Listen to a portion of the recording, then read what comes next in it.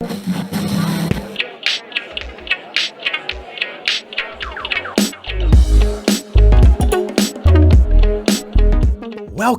to Backseat Confessions Podcast.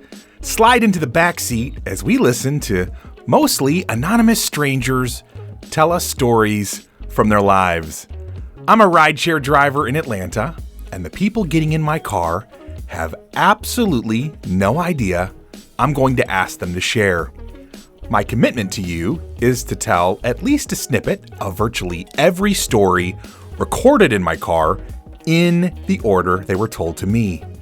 My hope is that you laugh, cringe, cry, but mostly connect to these amazing people. You may find a piece of your own story, or just feel more connected to the rest of us. Join us, won't you? So, hey, my new friend. This is an adult podcast. Themes and languages are definitely not suitable for everyone. Listener discretion is advised.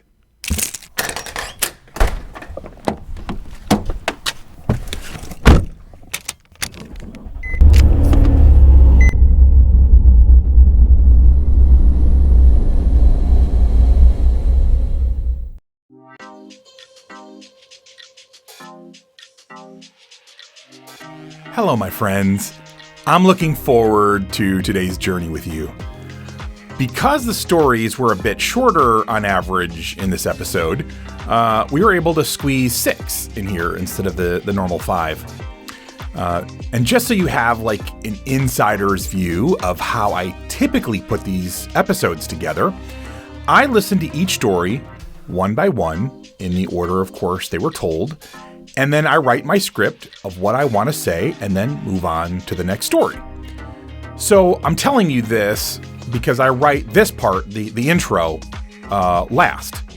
Even though, of course, these are like random strangers telling very, very different stories most of the time, every so often there are like these streaks of consecutive stories that almost seem to belong together or are in the same genre or something. Anyways, you'll hear me discovering that along with you as we go through this. All right, slide into the back seat and let's go meet our new cast of characters.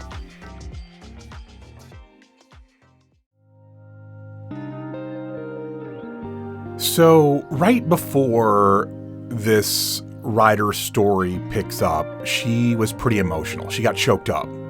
Her short story has some tough and sad themes that I feel like many of us can relate to. How many of you, as you've gotten older and had more life experience, realized that your younger self was living in something of a fairy tale? Story number 52.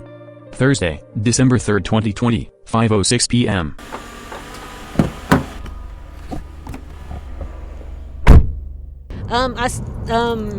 I started a girl group when I was little. Yeah. And like we were all like together and stuff, and like everything we lived a fairy tale life. Really? Yeah, we lived a fairy tale life, and like Tell me a little bit about that. But little did I know that we was really competing with each other and like competing with each other. One not really into the career. One died. Oh, wow. Yeah, freaking sucked. And I don't know. Like my sister, and now everything is like broken up, I guess. So what was the group sort of centered around? Pop, okay. R&B. Nice. Okay. Yeah, sister, role model. Yeah. Okay, gotcha. Like so I wrote songs and stuff, and wow. I'm very emotional. Yes. Like I hate it, but like I can feel a lot. Yeah. I feel nervous. Like I feel people. I can pick up on people's emotions. I can ask them, and if they say they feel sad, I'll feel sad. Yeah. You know. Yeah. And then I need to be a nurse or something. but and that's how I write songs, because I feel and I see colors and like, I mean not colors, but see music like waves and. So you see, when you listen to music, you see colors? Yeah. I've actually heard of that before. There's a small percentage of people that literally see colors when they hear music, which is amazing. Close your eyes, see colors, see sparks, see, you know. Yeah. But I guess my lesson is to trust yourself. Like, trust yourself, believe in yourself, talk to yourself. I guess. Like, you don't depend on nobody. Like, people, it is natural to want to depend in love and humanity and stuff, because that's just how people are. But just do stuff on your own. Like, be okay with yourself. Like, you can definitely hear the pain and anguish in her voice as she comes to the hard realization that her girl group is not the perfect little group, and not everyone is on the same page. It's a tough lesson. My only encouragement to someone who is going through something like this is don't give up on people. Having people in your corner is huge. The challenge, of course, is finding the right people, but it is a worthwhile pursuit to look for them.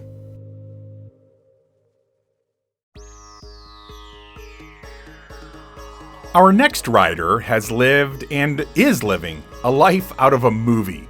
At least from my perspective, he has quite an exotic background. Two things that I really enjoyed about this story is how unflappable he is in situations where I personally would be freaking out, and how a little street justice hopefully taught a bonehead to not mess with other people's money.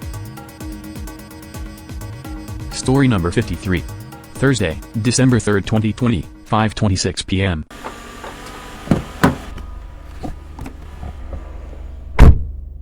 I was born in Ethiopia, Addis Ababa. Wow. If you know where that is. I know where Ethiopia is. I don't know where this. You said Addis Ababa? Addis Ababa is the capital city of Ethiopia. Oh, I did not know that. Okay. Yes, sir. Moved to Dubai. I'm a professional horseback rider. What? That's craziness. Yes, sir. But I still had to go to school, so I moved over here. Okay. And I do soccer at Georgia Southern. I used to do soccer. Yes. But, you know, since I moved to Atlanta, I left there. I'm mostly in the nightlife right now. Okay. You know, clubs and all that promotion. My birthday was 3 days ago. Oh, wow. It's still my birthday. Happy It's birthday, going bro. on, you know what I'm saying? Yeah. It was lit. It was a penthouse. We have fun. So there was a guy, right? I don't really know him. Okay. He was at our section, you know, the whole time, bothering the girls and stuff. Oh, that's a bummer. I'm the kind of person that would tell you, not kick you out, but tell you, you know, hey man, you know, you're not doing anything. This is not nice. You know what I'm saying? You're messing up the vibe. Yep. And then he was like, okay. So he was like, what you want me to do? I got you. I'll bring you water. You know, he's trying to be nice. So I told him, okay, I gave him some money to go get dollar bills, you know? So this guy gonna steal $200 and give me the $800. Okay. By that time, I ain't gonna lie, I was drunk. I was like, it doesn't really matter. But the girl that was with me was like, yo, give him back the $200. So he finna push her away, try to run away. And then he went and cut my sister's tires too. Are you serious? Yes. Wait, and I'm sorry, I might have missed a little piece. He stole $200 from you? Yeah, and then the girl that was with me like saw what happened, Yeah. so she was like, give him back the $200, Right. and then he started pushing on her and stuff. So I told the security guy to take him away. So my security came and took him outside, but he knew I didn't drive, but my sister did. Oh, dude, I'm so So sorry. he went and slashed their tires and all that. Wow. But no worries, we found them. Oh, is that a story you can tell or can't tell? No. We can't tell that story. Okay, we'll leave that one alone. Wow, but what an asshole. That's Right. such a bad move. Look, Gosh. man, out in the streets, you gonna be finding some really unnecessary people that be Yes. doing some unnecessary stuff. Yeah. Like, he's not even paying anything. He's literally Wow. over there for free, drinking, smoking, whatever he wanted. But no, he wanted to do more, I guess. I get, yeah. Well, first of all, to steal $200 and start pushing people and slashing tires, it's like, wait a minute, no.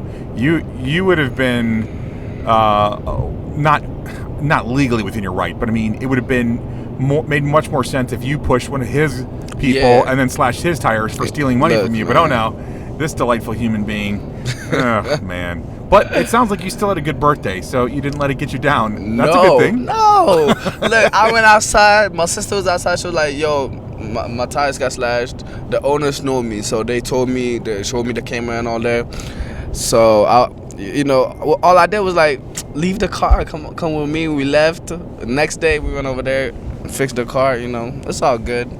I like that But you. today is the grand finale of my birthday. We're going out at Evangadi. Is that a club? Yeah, Evangadi Lounge. Okay, I'm not familiar with it. I know a lot of clubs from picking people up and dropping them off, and maybe I have. I just don't remember. But that's awesome. Well, happy birthday to you, my man. I appreciate that. Yeah, Appreciate that's that. and you've definitely lived so far a pretty interesting life. Wow. You do not have the average story.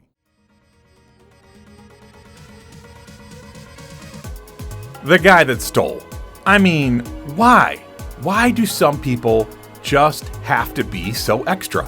Why can't they just enjoy the situation that they're in? Anyways, like I said, our writer here, he's just got such a cool attitude. He was not going to let someone stealing from him or slashing his sister's tires mess up his birthday vibes.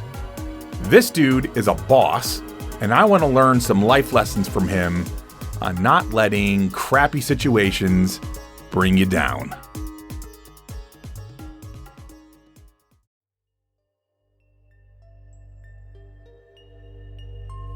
So one of the recurring themes we hear on BCP is of the supernatural or paranormal side of things. Like many folks, I find this subject pretty interesting for a whole lot of reasons. One of the things that fascinates me is how differently we all approach the subject of the spiritual world, and this lady's story in part highlights the difference in her thoughts and feelings and her twin sisters on this very subject. Story number 54. Friday, December 4th, 2020, 10:04 p.m.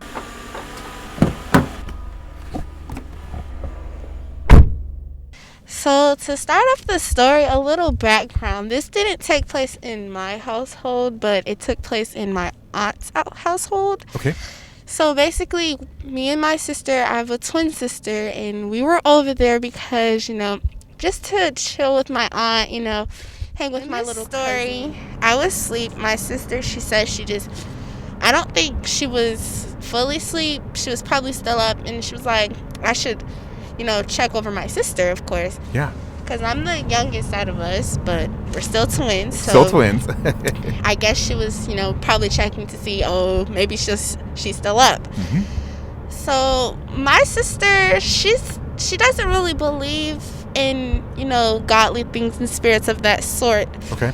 But she remembers seeing this vividly up top of her head. So my sister, I think she was either in the living room or my cousin's room. Okay. But I was in the guest bedroom. So she comes in the guest bedroom and she sees like an object. Not really an object, but a presence over me.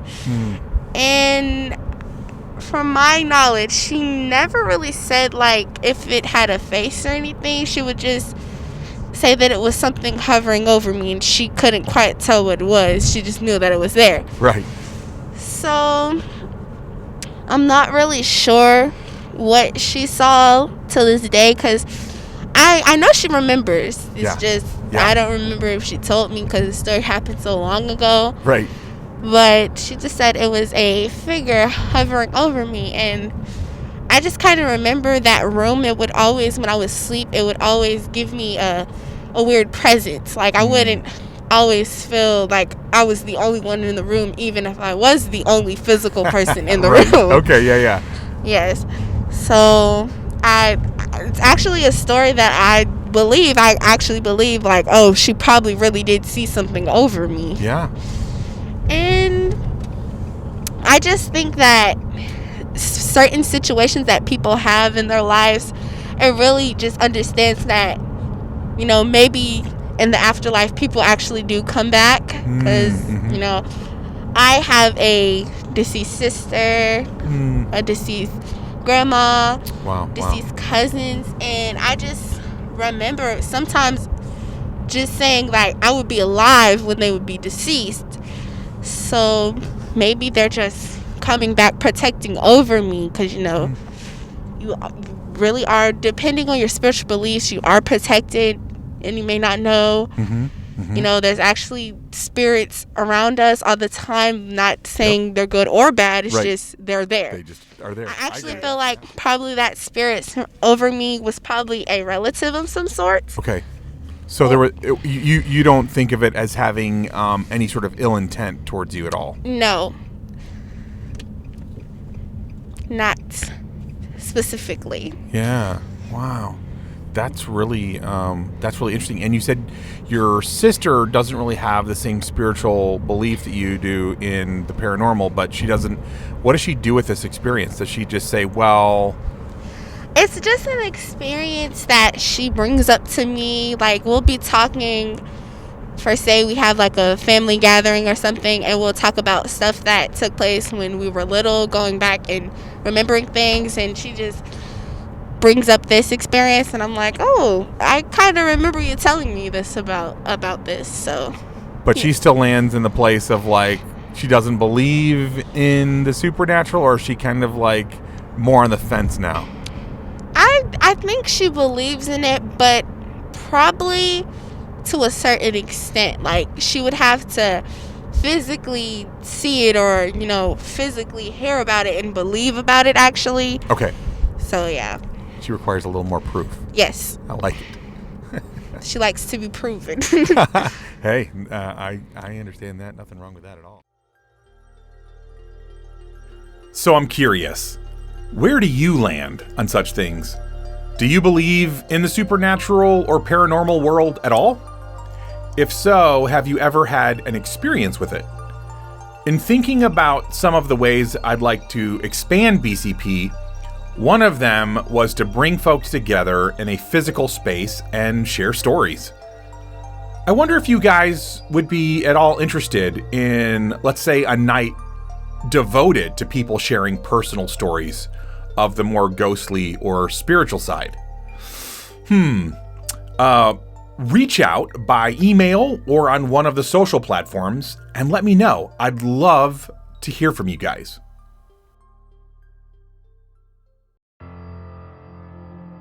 Okay, just so you know, not only do I not mess with the order of the stories told, but when I'm putting them together for the podcast, I listen to them in order and write what I'm going to say about each story before going on to the next one.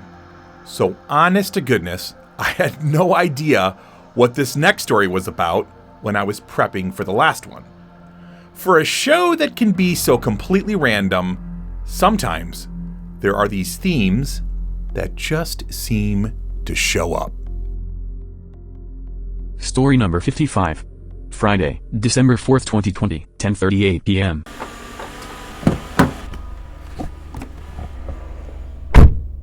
Where I used to live was a very old town called Liberty, and it's an old town, and they just rebuilt over things. And it's here in Georgia. No, up in New York. Ooh. Yeah. Like, our library that we had in town was built on an old cemetery, on top of one. Okay. So there is a picture, if you actually search for it, in our town that you can see. One time the library caught on fire, you can see ghosts and spirits coming out the fire. Like for real, for real. For real, for real. Dang. But this one time, my friend and her siblings and everyone moved. She has her mom, 4 siblings. She's the oldest, so it's a lot, but they moved on to this, I guess, dead-end road, and right across from them was the abandoned house that they were trying to fix up. Now, this abandoned house, I've never seen anything. I like to go into abandoned houses sometimes, so we went in there, checked it out, left. It didn't really give me any vibes, so it was fine. Yep. But I guess 2 weeks later, her siblings said, the youngest one said, they saw a little girl wave out the top window. You said leap out? Wave My out bad. the top My window. bad. Yes, wave. And I'm like, oh, okay. The spirit hasn't done anything else. So I'm like, okay. I guess it's trapped and condemned in the house. That was the only time they saw it. So 2 months go by. I'm at my friend's house daily, regularly. There's one time I leave, then I leave for 2 days, come back, and my friend's like, I can't sleep in my room. I'm like, why? What's wrong? She's like, I've been having visits in my dreams of a demon, and it won't leave me alone. Wow. I've been having sleep paralysis, like feeling the demon claw at me, grab my leg. Jeez. All of that. I'm like, well, what do you think it is? She's like, I honestly think it's the girl next door. I'm like, well, what happened? And she was like, I don't know, because she had next door neighbors, and they're all little kids. So she's like, I think they all went inside the house, and they might have touched something or messed something up, because now they're all the demons attacking me. So she couldn't be able to sleep in her room. She would have to close her closet door, because every time she leave her closet door open, that's when the occurrences will happen. Weird. Very. And then it stopped for a bit. A month goes by. One of our friends was sleeping over. And we were like, don't close the closet. Don't leave the closet door open. You have to close it before we go to sleep. And he's like, I'll sleep in the closet. We're like, why? We really told him there's a demon occurrence that always attacks my friend. He's like, no, I'll sleep in the closet. Next morning, he's like, I'm not sleeping in the closet anymore. We're like, we told you there was a demon occurrence coming. There's a spirit coming around. I guess it was a distraught spirit because it didn't really attack anyone but my friend, because she was the oldest of everyone in both buildings. And so he was just not having it. He didn't come back for like 2 weeks because I guess he had a really bad experience with it. Wow. After that, the demon would happen to her in a dream every night. Oof. So bad that her and her mom had to, I guess, get holy water, bless the room. Still nothing happened, so they had to end up moving out. Whoa, they literally left their house over this demonic thing. Yes. Ooh, wow. That's crazy. I've heard of people leaving their home over like hauntings or demonic stuff, but gosh, that's intense. Wow. So, it never bothered you though? No. So it was like, do you feel like you're protected, or just like why do you suppose it didn't bother you? I'm not sure. I guess it's maybe because in my family we can sense spirits and everything. Like one time I've had a spirit watch me but not do anything. Okay. Because I could feel it as I went to sleep. Right. It did nothing to me. It just was, just knew it was there, but it couldn't really harm you or touch you. Yes. So I guess I don't know. I guess it's me. I can't really tell you about that. Yeah, that's amazing. Huh. Well, thank you so much for your story tonight. You're welcome.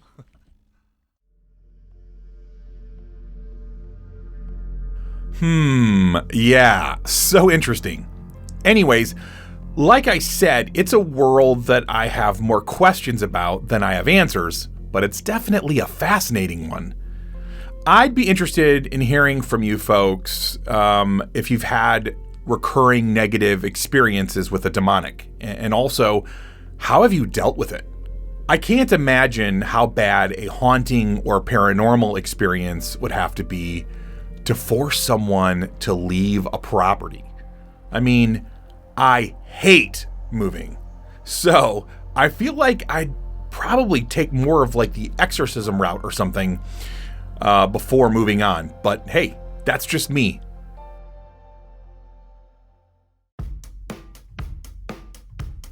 I mean, okay, I give up. This is just becoming kind of funny. So, this next short story, maybe it isn't exactly paranormal, but it's not normal either.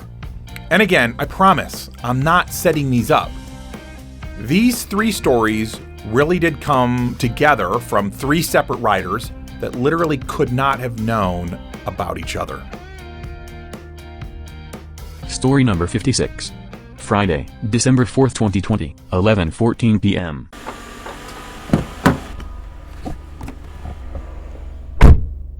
So I grew up with several siblings, but 2 of my little sisters are twins. Okay. And one of them can't walk. She has cerebral palsy. She was born with it. She could never walk. Well, on one morning, she was getting a surgery at the hospital because she wanted to. So they were doing that, and right as soon as they started breaking the bones in her legs to kind of put plates in and try to fix everything, Yeah. the other twin that was at school fell down in the hallway at school and just screamed.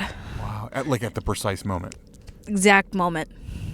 Wow. And it's really cool because it's not the first time something like that's happened. Whenever they were born prematurely or something was wrong. One of them was taking all the nutrients from the other, and they had to ship them off to different hospitals. Well, when they did that, it got worse. And so as soon as they put one back with the other one, they healed up, grew up, everything was cool. Wow. And yeah, it's awesome. That is, yeah. I've heard that twins share like this incredible bond of like, and I've heard of that before where like if one's in pain, the other one could be literally across the country, and they'll call them like, "Are you okay?" And they'll be like, "Yep, something just happened to me. Oh my God, how'd you know?" And they're like, "Yep, I knew." Yeah, I just think it's awesome. I'm fascinated and completely out of my depth on the subject of quantum entanglement, but this might be one of those instances. I think I vaguely remember hearing about an experiment early in the first half of the 1900s where strangers who had only briefly met were separated completely, but would both register brain activity at the exact same moment when light was shown into one of the person's eyes. In that experiment, the other person had no conscious knowledge of the light, but their brain activity registered at the exact same moment. Anyhow, I could see that being even stronger with 2 people as connected as twins. Sometimes I just marvel at all of the things that I don't understand or don't even know about at all, and at the thought of all that humankind in general has just no clue about. Super cool, honestly.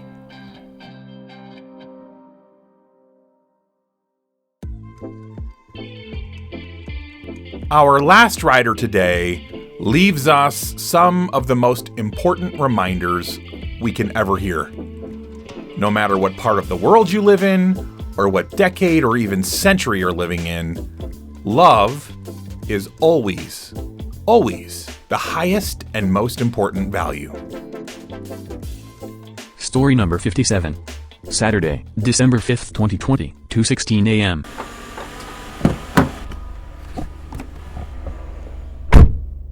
Well, I'd just like to say that 2020 hasn't been my year, and I'm sure that it hasn't been anyone's year. Right. But I lost my mom about 5 months ago, I'm so sorry.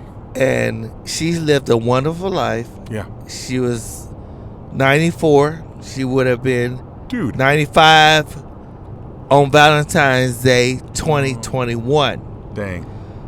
But I am glad that the Lord decided to capture her and keep her away from what we're dealing with in terms of COVID-19. Yeah. Wow. But my story is we need to love on people Yeah. while we're here. Agreed. And not by word, but by word and deed. You know, show somebody that you love them. Yeah. I posted earlier today on all of my social media outlets that you just do not know when something's going to happen. Yeah. So always take time for yourself.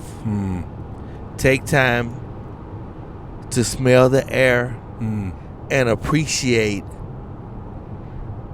what beauty that's just beauty that's in the world without you even doing anything. Just natural beauty of the world. Just take time, smell the air, and enjoy the beauty of this world. Right on, man.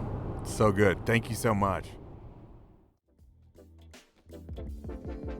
There's not much more to say.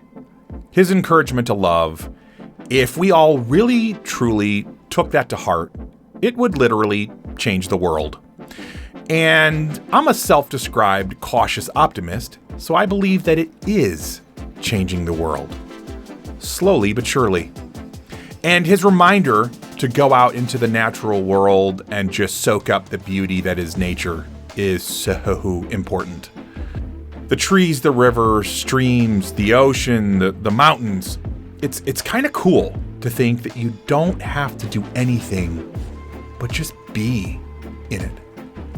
And just enjoy what is. I hope this week, as you're dealing with all the stresses and challenges in your life, that you take time to reset in nature, and that this helps you be a little bit more loving to folks around you.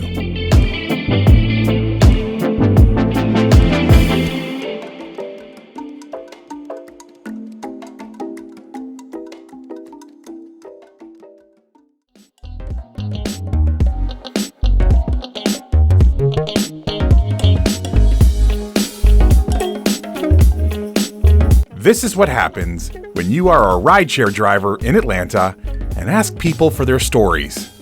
These weren't handpicked people with great stories. They just happened to get in my car and be gracious enough to share with all of us. And who knows, maybe someday you'll be in Atlanta and need to grab a rideshare and end up telling the rest of us the next great story on BCP. I'd actually encourage you to, every so often, just ask a stranger to share a story from their life. You never know what you might learn. I believe that our stories are powerful. They can make you laugh, cringe, cry, or even get you to think or feel differently. Our stories can truly make this world a little bit better place. So please, subscribe, rate, and listen to this podcast and share it with as many adults as possible. It would mean so much to me. First and foremost, I want to thank the incredible writers who trusted me with your stories. You're my heroes. Thanks also to all the people in the background who have believed in this project/dream. All of the music on this podcast was found on pixabay.com, and it was free, which is an amazing gift when you're starting a podcast on a shoestring budget.